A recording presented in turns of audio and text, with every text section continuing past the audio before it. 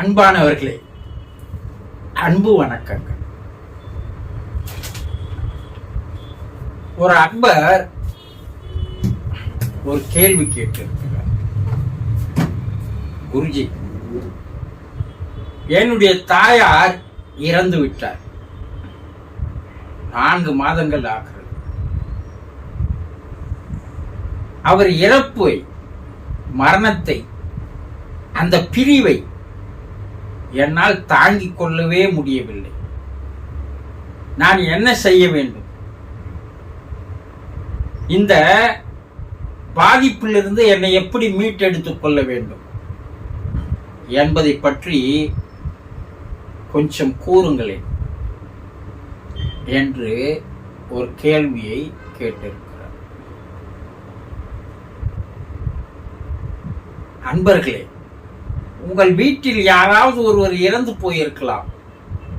அது தாயாக இருக்கலாம், தகப்பனாக இருக்கலாம், மனைவியாக இருக்கலாம், கணவனாக இருக்கலாம், அல்லது சகோதரர்களாக இருக்கலாம், சகோதரிகளாக இருக்கலாம்,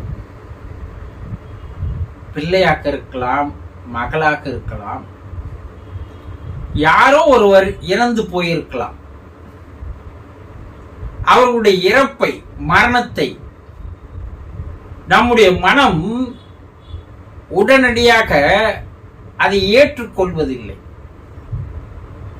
அவர்களுடைய பிரிவை ஒரு பெரிய துயரமிக்கதாக, துக்கமிக்கதாக, சோகம் அதிகமானதாக மாற்றிவிடுகிறது. ஏன்? இத்தனை ஆண்டுகள் அவர்கள் நம்மோடு வாழ்ந்தார்கள் அல்லவா?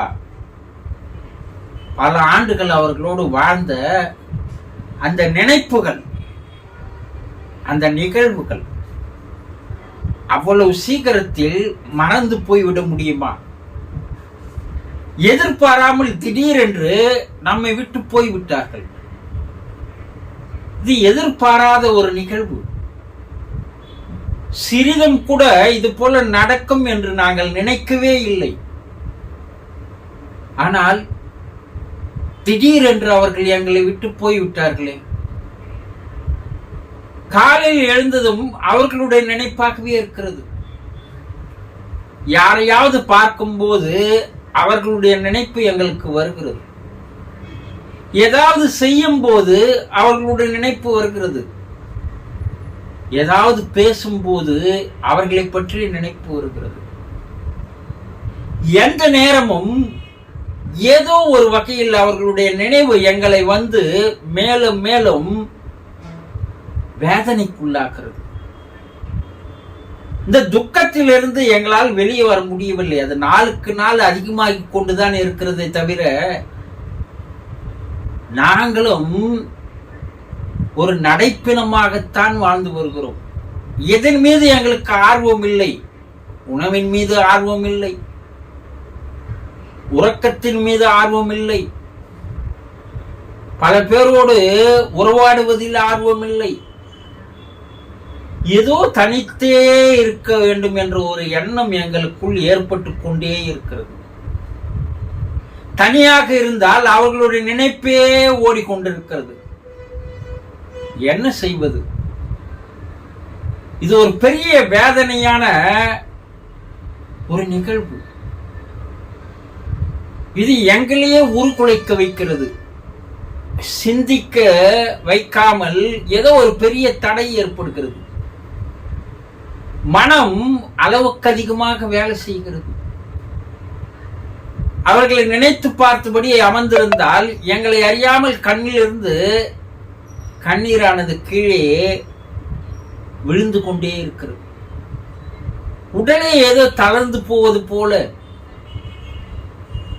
எங்களுக்கு ஏதோ நோய் வந்தது போல உடலும் மனமும் மிக்க அதிக அளவில் பாதிக்கப்பட்டு இருக்கிறது. இதிலிருந்து எப்படித்தான் எங்களால் வெளிவர போகிறோம் என்று எங்களுக்கு தெரியவில்லை என்று நீங்கள் நினைக்கலாம் இல்லையா? இது காலத்தின் கட்டாயம். இறைவனுடைய விருப்பத்தை நாம் தலையிட முடியுமா? அவர்களுடைய ஆயுள் முடிந்து விட்டது, அவர்களுடைய விதி முடிந்து விட்டது. அவர்கள் இத்தனை ஆண்டுகள் தான் பூமியில் வாழ வேண்டும் என்ற இறைவனுடைய ஒரு சட்டத்தை, ஒரு விதிப்படி அவர்கள் வாழ்ந்து வந்திருக்கிறார்கள். காலம் முடிந்ததும் அவர்கள் இறைவனிடம் போய்த்தானே ஆக வேண்டும். நாம் துக்கப்படுவதாலோ, துயரப்படுவதாலோ, கண்ணீர் விடுவதாலோ, வேதனையில் இருப்பதாலோ போனவர் திரும்பி வர முடியுமா? போனவர் தான். நீ காலம் முழுவதும் நாம் கண்ணீர் விட்டாலும் அவர்கள் வரப்போவதில்லை. இறைவன் அவர்களை அழைத்துக் கொண்டான். அதைதான் நாம் எண்ணி பார்க்க வேண்டும். எது ஒன்றும் நம்மோடு நீடித்து வரப்போவதில்லை. உறவுகளும் கூட காலம் முழுவதும் நம்மோடுவே இருப்போம் என்று நினைப்பது இருக்குது பார், அது மனம் செய்கிற தில்லு முள்ளு வேலைகள். உன்னுடைய தாயின் தகப்பனும் நீ தாய் தந்தை ஆகிற வரை உன்னோடவே இருப்பார்கள் என்று நினைக்கிறீர்கள் பார். அவர்களுடைய பூமியினுடைய வாழ்க்கை முடிந்து போனது. அவர்கள் அடுத்த பிறப்பிற்கு போக வேண்டும். அவர்கள் பிறப்பு தொடர வேண்டும். அதனால் இறைவன் அவர்களுக்கு அதை ஒரு ப்ரமோஷனாக தருகிறான். அவர்களை அழைத்துக் கொண்டால் தான் அவர்களுக்கு அடுத்த பிறப்பு தர முடியும். நாம் 80 வயது வாழ்ந்தால் நம்முடைய தாய் தகப்பனும் 80 வயது வரை இருப்பார்கள் என்று நினைப்பது மனம் செய்கிற வேலைகள். ஏன் அது போல இருக்குதுன்னா, அளவுக்கு அதிகமாக அவர்கள் மீது நாம் அன்பையும் பாசத்தையும் வைத்து விட்டோம். இந்த அன்பும் பாசமும், இந்த பந்த பாசம் என்பது இருக்கிறதே, அது நம்மளை கரையான் புத்து அழிப்பது போல அழித்துவிடும். அப்போ அளவுக்கு அதிகமாக பாசம் வைத்தால் அவர்களுடைய பிரிவை நம்மால் தாங்கிக் கொள்ள முடியாது. உண்மைத்தான். எத்தனை நாளைக்கு அந்த வேதனை வட்டத்தில் இருப்பீர்கள் சொல்லுங்க. அவர்கள் என்ன நினைக்கிறாங்க? போனவங்க, நீங்க வேதனைப்படாதீங்க, கவலைப்படாதீங்க, நீங்க கண்ணீர் விடாதீங்க. நாங்கள் இறைவன் அழைத்ததால் தான் வந்திருக்கிறோம். நாங்கள் இங்கே ஆனந்தமாக, சந்தோஷமாக, மகிழ்ச்சியாக இருக்க வேண்டும் என்று நீங்கள் நினைத்தால் எங்களை நினைத்து வேதனைப்படாதீர்கள், எங்களை நினைத்து கண்ணீர் விடாதீர்கள். பூமியிலே எங்களுடைய கடமை முடிந்து விட்டது. நாங்கள் இறைவனிடம் கடன் வாங்கித்தானே வந்தோம். இத்தனை ஆண்டுகள் நாங்கள் வாழ்கிறோம் என்று அவர் நிர்ணயித்த விதிப்படி அந்த கடனை நாங்கள் திருப்பி தர வேண்டும் அல்லவா? ஆகவே நாங்கள் வந்தோம். இங்கே நாங்கள் சந்தோஷமாக எங்கள் ஆத்மா சாந்தி அடைய வேண்டும் என்றால் நீங்கள் இது இறைவனுடைய நியதிப்படிதான் நடந்திருக்கிறது, இது நல்லது, அது இறைவனுடைய விருப்பம் அல்லவா? அந்த மனப்பக்குவம் உங்களுக்கு முதலில் வர வேண்டும். நாங்கள் இங்கே ஆத்ம சாந்தி அடைய வேண்டும் என்றால் நீங்கள் பூமியில் சந்தோஷமாக இருந்தால்தான் எங்களால் இங்கே ஆன்மா சாந்தி அடையும். நீங்கள் அதே துக்கத்திலும், வேதனையிலும், கஷ்டத்திலும் கண்ணீர் விட்டுக் கொண்டும் இருந்தால் உங்களுடைய அந்த துக்க அலைகள், மன வேதனை அலைகள் எங்களை வந்து தாக்குகிறது. நாங்கள் மேலும் மேலும் மன வேதனை அடைகிறோம்.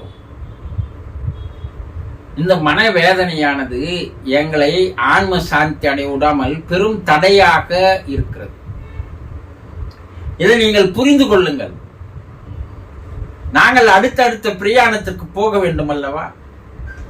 நீங்கள் இப்படியே கண்ணீர் விட்டுக் கொண்டு சோகத்திலேயே இருந்தால் எங்களை பறக்க முடியாமல், அந்த ஆன்மா சாந்தி அடைய முடியாமல் ஒரு தலையை, ஒரு கட்டை வைத்து விட்டீர்கள். நீங்கள் மனதை பக்குவப்படுத்திக் கொள்ளுங்கள், மன வைராக்கியம் கொள்ளுங்கள். எல்லாம் இறைவனுடைய நியதிப்படிதான் நடக்கிறது, இறைவனுடைய விருப்பப்படிதான் நடக்கிறது. இதை யாராலும் மாற்ற முடியாது. ஆக துக்கத்திலிருந்து வெளிவாருங்கள். உங்களை மனப்பக்குவத்திற்கு ஆளாக்குங்கள். நாங்கள் இங்கே ஆன்ம சாந்தி அடைவதற்காக நீங்கள் துக்கத்திலிருந்து, சோகத்திலிருந்து, வேதனையிலிருந்து வெளிவந்து நீங்கள் சந்தோஷமாக ஆனந்தமாக நீங்கள் வாழ்ந்தால் நாங்கள் ஆன்ம சாந்தி அடைவோம். ஆகவே இதை தாங்கிக் கொண்டுதான் ஆக வேண்டும். வாழ்க்கையிலே இது போல பல நிகழ்வுகள் வரும், பல இழப்புகள் வரும். ஆனால் அதிலேயே இருந்து விட்டால் நீங்கள் மேல் நோக்கி உங்கள் வாழ்க்கையில் முன்னேற முடியாது. உங்களையும் துன்புறுத்தி கொண்டு, உங்களை சுற்றி இருப்பவர்களையும் துன்புறுத்தி கொண்டு, எங்களையும் துன்புறுத்தி கொண்டிருப்பது எந்த வகையில் நியாயம்? சிறிது யோசனை செய்து பார்த்து துக்கத்திலிருந்து, வேதனையிலிருந்து விடுபட்டு நாங்கள் இங்கே சந்தோஷமாக இருக்க பிரார்த்தனை செய்யுங்கள். நீங்கள் சந்தோஷமாக இருங்கள். புரிந்து கொண்டீர்களா? சந்தோஷம்.